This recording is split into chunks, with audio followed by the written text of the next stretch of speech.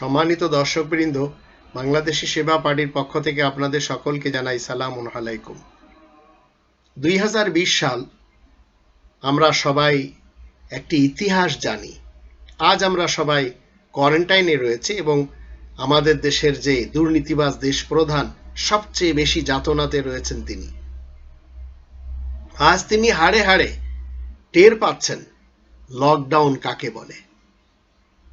শেখ হাসিনা সাহেবা হাড়ে হাড়ে টের পাচ্ছেন লকডাউন কাকে বলে। এই দেশে এই শেখ হাসিনা সর্বপ্রথম এই লকডাউনের ব্যবস্থা করেছিলেন খালেদা জিয়ার জন্য। সবাই আপনারা জানেন, বালুর ট্রাক দিয়ে খালেদার বাড়ির সামনে তাকে লকডাউন করেছিল। আর আজ তিনি নিজেই সেই ঘরবন্দি। কোরআনের 35 নম্বর সূরা ফাতিরে 43 নম্বর আয়াতে আল্লাহ বলছেন, আপনি যেমন কাজ করবেন তেমন ফল পাবেন। আপনি অযথা কাউকে হয়রানি যদি করেন, আপনাকে অযথা হয়রানি হতে হবে।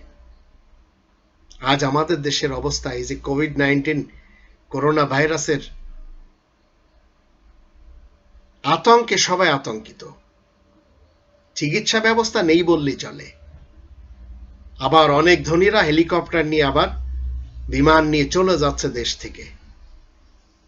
বাতাসে পঙ্গপাল, মাটিতে করোনা ভাইরাস, সমুদ্রে তুফান, মাটির নিচে ভূমিকম্প। এই সব আযাবগুলি কেন জানেন? কোরআনের